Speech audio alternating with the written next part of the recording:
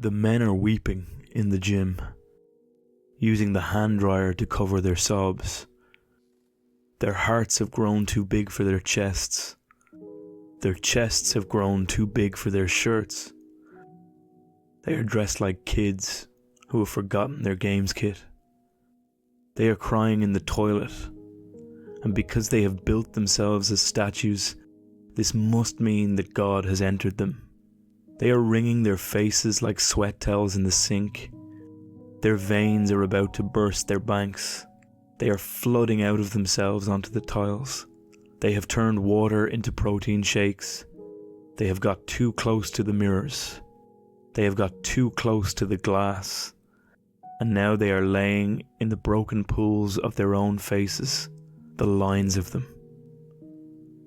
At the decline press, the bicep curl, waiting, staring straight ahead, swearing that the wetness on their cheeks is perspiration, that the words they mutter as they lift are meaningless, that they feel nothing when the muscle tears itself from itself, that they don't hear the thousands of tiny fracturings needed to build something stronger.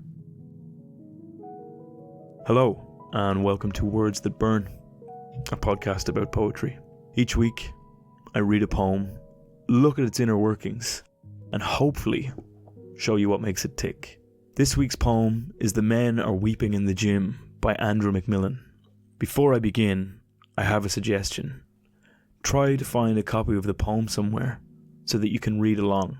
It makes interpretations just that little bit easier. This poem is certainly very different from many of the poems I've written about on this podcast before.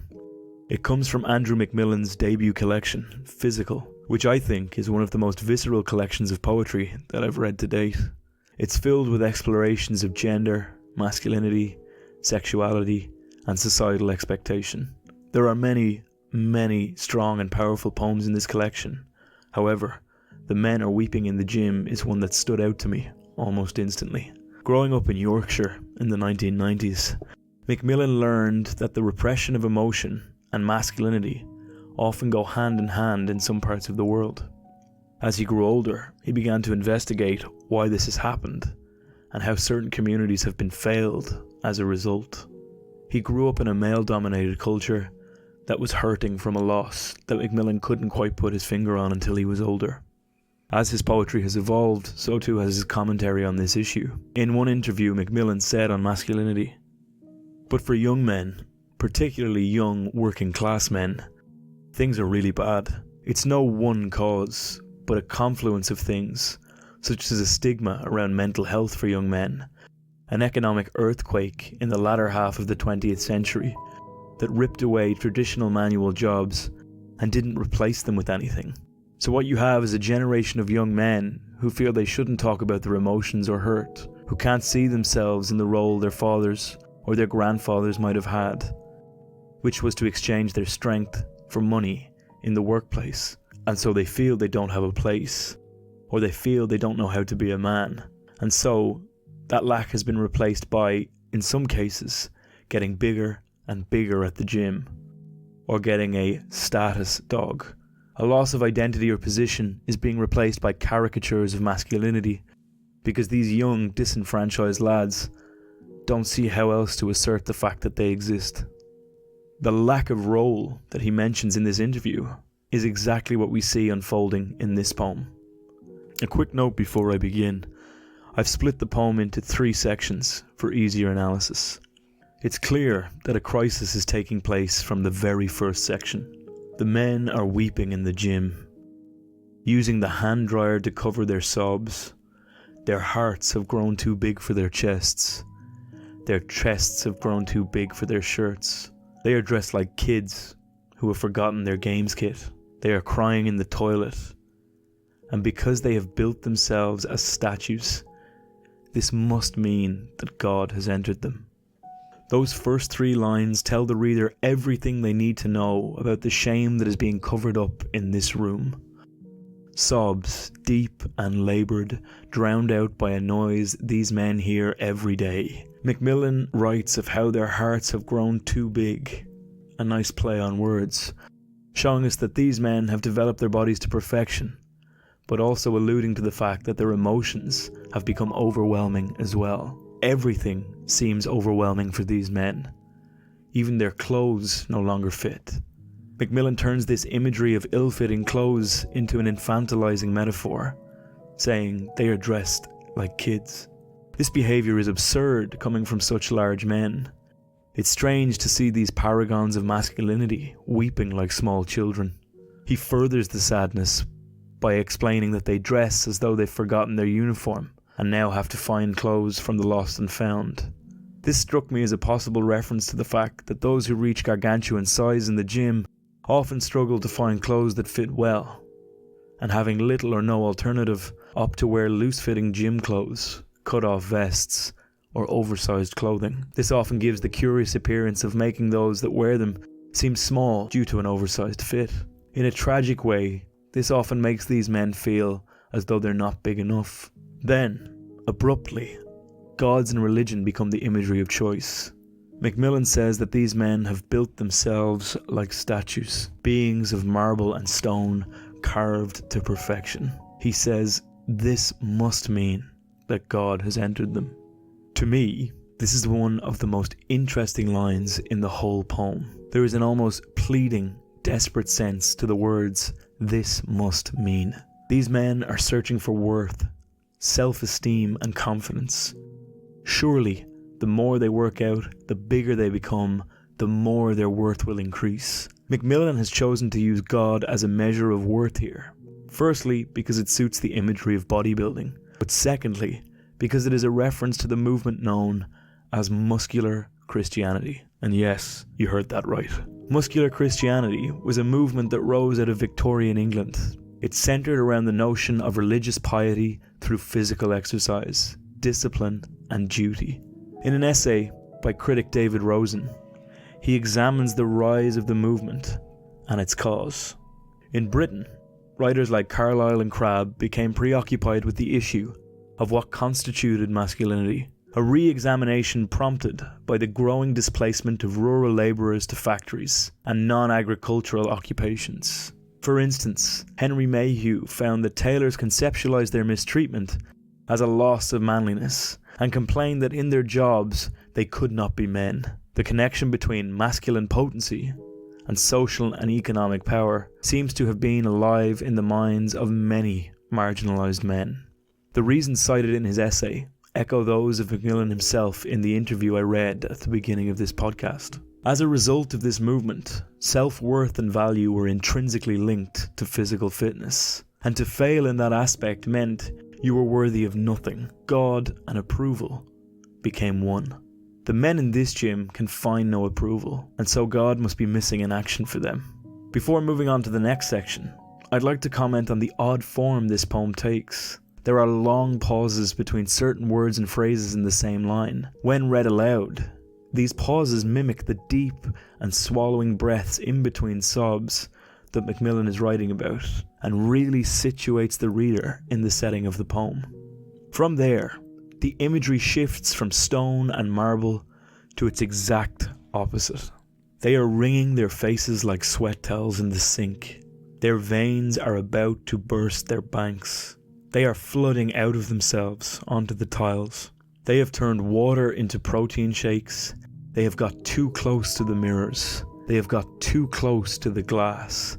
And now they are laying in the broken pools of their own faces. The lines of them. Again, the physical anguish of these men is shown in their tortured faces. The sheer effort of this woe is apparent in the reference to sweat towels. Then, their torrent of emotion is transformed into a literal river raging within them. Veins about to burst their banks, flooding out of themselves. Identity and purpose flowing onto the tiles. They are no longer hard and solid, but rather pure liquid. They dissolve like the powder in their shakes, left ruined on the locker room floor. There are a few lines here that allude to body dysmorphia.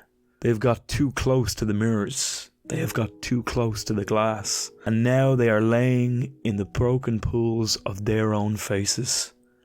The lines of them. Here, mirrors and reflections are the enemy. The more they look, the less they like.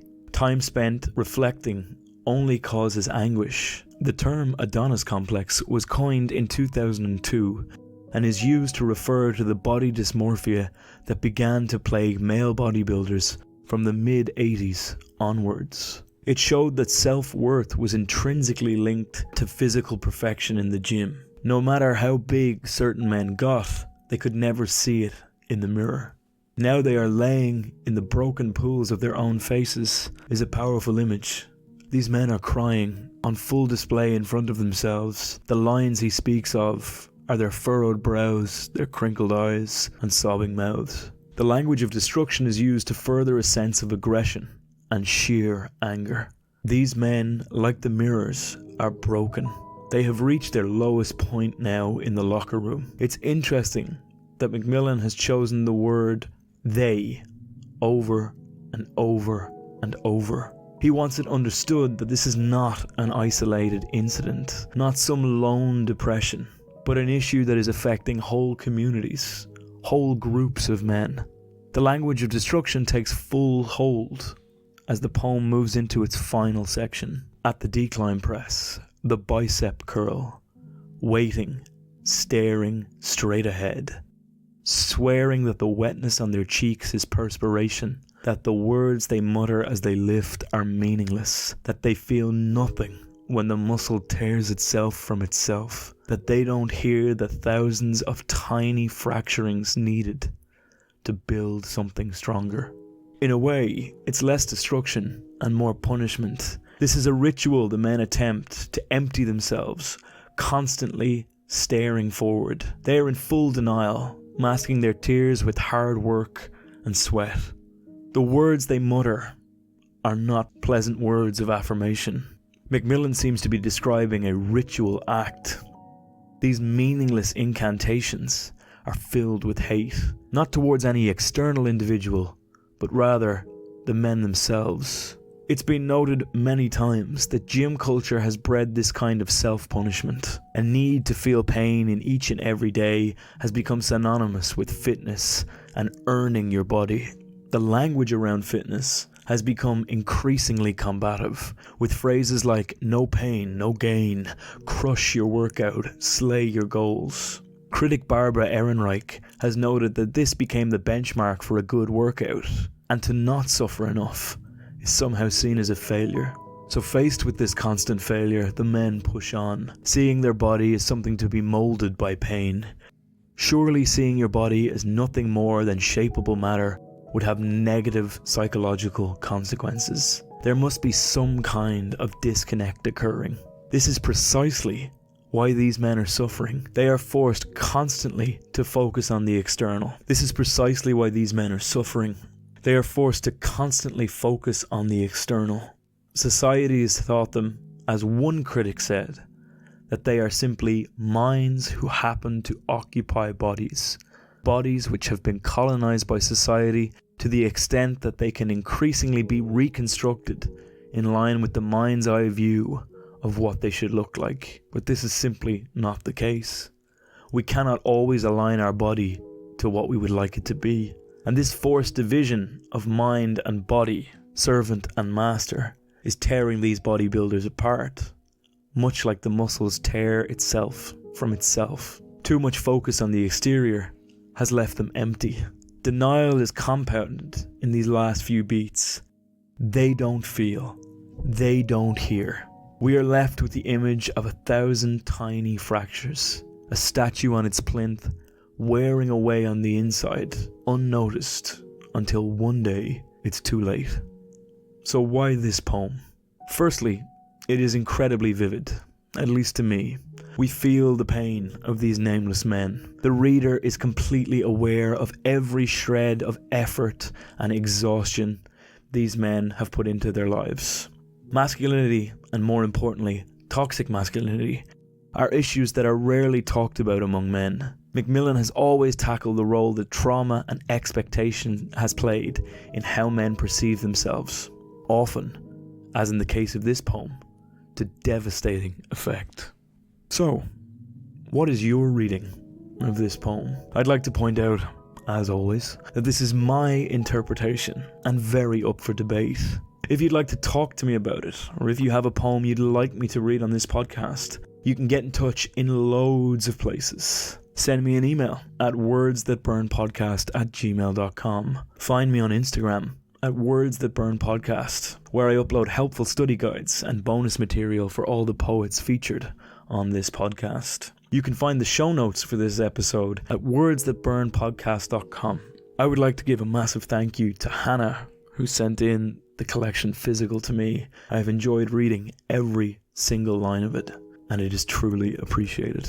This episode was written and produced by me, Benjamin Colopy. The music for this week's episode was provided by Sergei Chereminizov and is used under Creative Commons license. As always, I really appreciate you spending time with me, and hopefully you'll hear from me again soon.